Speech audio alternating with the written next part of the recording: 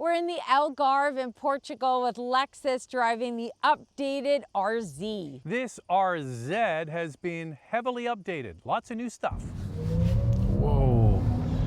Wow, that instant acceleration, that instant snap. You know that feeling in your stomach with an electric? Maybe you don't with an electric car. All your breakfast comes up. And I had this morning, you know those little, you know them, the little Portuguese tarts, those little ones? Yeah, that's what Zork had this morning. I warned you I was doing it. Delicious. Okay, let's get into, actually, for a mid-cycle refresh, a lot of changes. So let's get into the power and all that. We've got the 550e model with 408 horsepower and 366 kilometers, 227 miles of range. Standard Direct4 all-wheel drive. All RZ models have a 77 kilowatt-hour lithium-ion battery. The front-wheel drive model, called the 350e, with 224 horsepower and up to 486 kilometers, 302 miles of range. In Canada, the front-wheel drive model is new.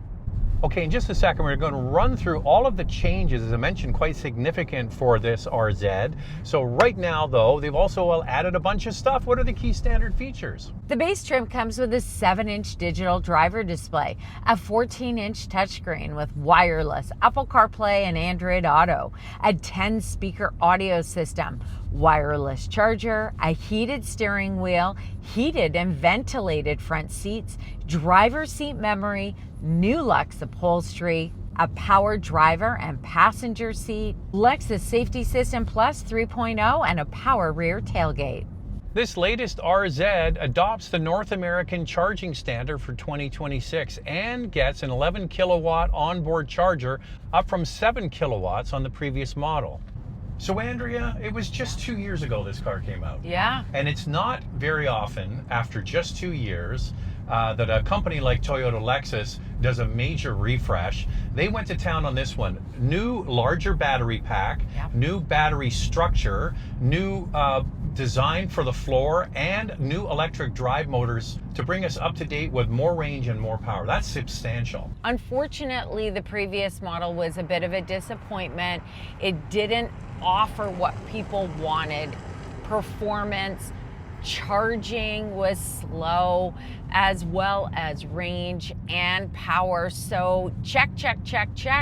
Lexus has taken care of that. This is a big refresh for the brand, and they've come to the table with the RZ. Also, they've changed some mechanical things like the front suspension. They've got some new bushings. They changed the geometry. It's to help with handling also in winter climate conditions. And also the structure of the vehicle has more rigidity to help with the battery to make it feel more like a Lexus. And we're driving on really beautiful secondary B roads here in Portugal, and it definitely feels like a Lexus. They have an envelope that they want to hit for noise, vibration, and harshness, and everything has to kind of be inside that envelope for it to feel like a Lexus. And more check marks, Andrea. They did a good job. Yeah, it's definitely refined. It offers that quietness that you would expect from an electric vehicle. So you've got Lexus refinement covered, but then you've got that performance as well. Now, don't get me wrong, it's still an electric vehicle. Feels a little bit more engaging than maybe what you would expect from a Lexus, but still that refinement. And then to make the ride a little bit more engaging on F-Sport models, because that's really what the vehicle is about. It's about sportiness. They've added a virtual gear shift mode, so you hit M mode and use the paddle shifters to give you those virtual gear shifts to make it more engaging. Now, there is a steer-by-wire system that's available in other markets, and you get that yoke-style steering wheel. It is not available in North America due to regulations. Will it come? Maybe at some point. The good news is you can use just the regular steering wheel. It comes with paddle shifters, and you can use that virtual gear shift system as well on this.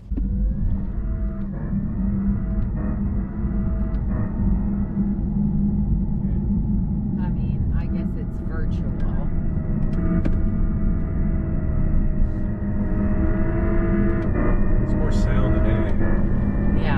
So there was some confusion that if you got the yoke steering wheel, which is available, you know, here in Europe, for example, and the Sport Shift, they came together, but they've separated it. So we don't get the yoke steering wheel, but we do get the Sport Shift on the F Sport. Clear as mud, right?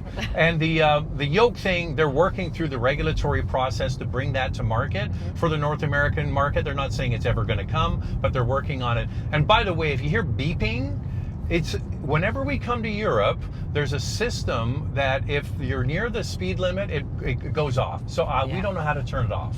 We're on some twisty roads in the Algarve, and this thing really handles itself well. Takes the corners with ease. You know, you really feel planted, which is typical of an electric vehicle because of that heavy battery. The drag coefficient of this model is 0.29. It's tricky with EVs to describe to you how they feel because they do have a lot of basic attributes in common, as Andrea mentioned. Big heavy battery, they're quieter than a lot of internal combustion engines and so on. But this one, I think the sound insulation is particularly good because when you have an EV, you have to mask all the road and wind noise that a gasoline engine would typically make up for. So I think mission accomplished. Okay, Andrew, give it a little squirt here. Yeah, and we're going up a bit of an incline Whoa. here. No issues with power. It's very good. So brakes are excellent too. Yeah, because braking also with EVs is tricky because you're trying to use regen braking to recuperate the battery without using the friction brakes, but this seems pretty good. We had the assistant chief engineer at dinner last night. Yeah. I said with a new battery pack, updated battery cells inside the battery pack and so on, was that kind of an admission that you got the first kick at the can kind of wrong? He said, well, it was the first generation, so we knew there would be learning from it. But Andrea mentioned it earlier. They needed to bring this up to what the competition has. And now I think that people who are shopping for an EV and want a premium product, now Lexus is in the mix. Yeah, we talked to the chief engineer also about battery degradation, and the goal from Lexus is at that 10-year mark to be only at 10% battery degradation. And I was saying to chief engineer, is because of that goal is kind of aggressive, good goal, is that why the charging speeds are only up to 150 kilowatt at a DC fast charger? And he said, no, that didn't really play a factor. It's just that this is offered in so many different markets that some of the other markets aren't capable of going faster. Do you know Mariah Carey is named after a song they call the wind Mariah? Do you know that wind is also a color? A new color. So it's a new color here, Alexa. I don't know how I backed into that one. I don't know. And that's a new color for this vehicle. And they still have, and some people might like it, the two-tone where you can get the black roof and the black hood.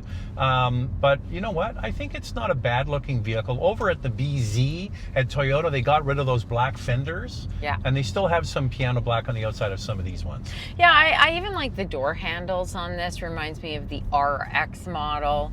It's not those floppy door handles. It just feels a little bit more solid. So I like that. This, I think, looks pretty good for an electric vehicle. It doesn't look too weird, but it's got a bit of a unique look. I know that Lexus was trying to give it a bit of a sporty look with the F Sport model, and I think that they achieved that when you look at the different trims that are available. The RZ has a ground clearance of 7.9 inches and comes standard with LED headlamps, LED tail lamps, 18-inch wheels, and available 20-inch wheels, plus a tire repair kit. The 550EF Sport model has a unique exterior design. Like I said, they're trying to go with a sportier look. So black F Sport features including the grille, front and rear bumper moldings, badging, and 20-inch wheels with aero covers to reduce weight and help with energy efficiency. There are a couple of things this Lexus is missing. There is no rear wiper and no frunk. You can also get available blue brake calipers on the F Sport model. I want to add that there is a preconditioning system for this RZ model. So before you hit a DC fast charger, give it 30 minutes and then that will improve your charging times when you're at the DC fast charger. Well, there was a big complaint with the previous models with the thermal management of the battery system, which is one of the reasons why they redid all of this, that it couldn't take too many fast charges in a day, and they've done a lot to mitigate those issues. So when we came through customs in Lisbon, Yeah. they said to us, what do you have to do here while you're in Portugal? What do we have to do while we're in Portugal, Andrea? You got to put it in S for subscribe, and if you can hit that notification bell, you'll be notified when all of our reviews drop, and then you can watch them. And it's free, and you have to do that because if you want to clear customs on any European vacation, they won't let you in unless you've subscribed. By the way, we met some great viewers in the custom lineup as we waited and waited. For 2 hours we Yeah. waited. There it is. Thank you for subscribing. So we're here in Europe for a worldwide launch of the RZ, and these cars are going to be sold all over the world, so not every color combination is going to be available in every market. So the one you see here with the light color interior, we're thinking will come, but we're not 100% sure.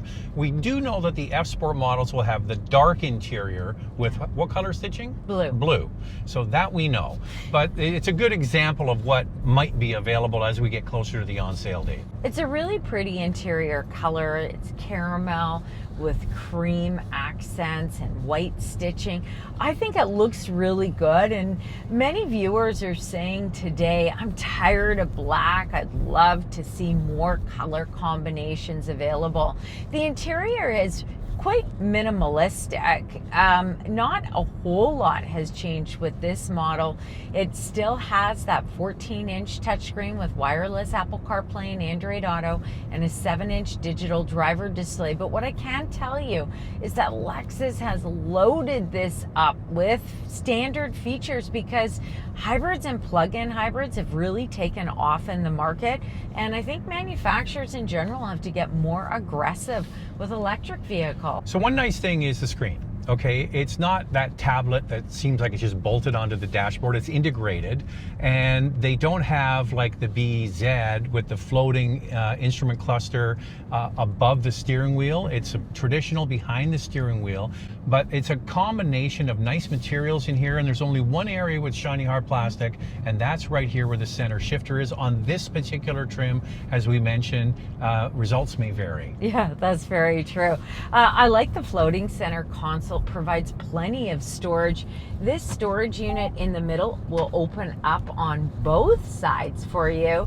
So that's nice for the driver and passenger. I find the door pockets to be quite small, but you can fit a water bottle and a few other little items. A wireless charger is now standard equipment on this. And overall, it does have more of that Lexus quality, feels more upscale and refined, but this is the top trim. If you do decide on the F Sport model, it comes with an F Sport steering wheel emblem and aluminum pedals to give it a sportier feel. There is an available dynamic sky panoramic glass roof with opaque shading or a clearer view when transparent. Some other available features include a power tailgate with kick sensor, panoramic view monitor, a head-up display, heated rear seats, and a 13-speaker Mark Levinson sound system. Well, typical situation with most battery electric vehicles, you have a long wheelbase, so getting in the back seat room is quite comfortable, good legroom, good headroom. And one thing I love about Toyota Lexus products is they use nice density of foam in the back seat. The RZ is 189.2 inches in length, 74.6 inches in overall width, and the height is 64.4 inches. Front row legroom is coming in at 42.1 inches, and second row legroom at 37.5 inches. Lifting up the power liftgate on this model, a very nice useful cargo space. If you lift up the floor, there's a deeper bin, and this has a tire repair kit. Space behind the second row is 34.1 cubic feet.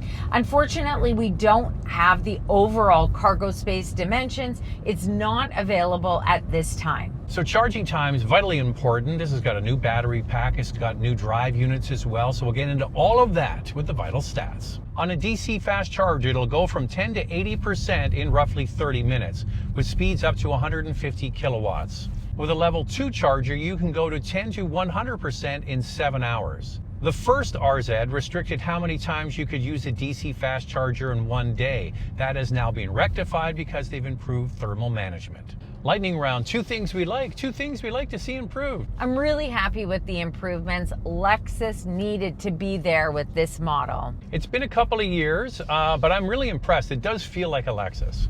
What I'd like to see improve, faster charging speeds on the road, more than 150 kilowatt. I'd like to know the price. Now we're gonna have to wait until towards the end of the year when this vehicle is officially introduced in the North America market. How much? So there it is, from Portugal, full of Portuguese tarts. What do you guys think of that? Thanks for watching, and if you like what you see, subscribe. We'll see you next time.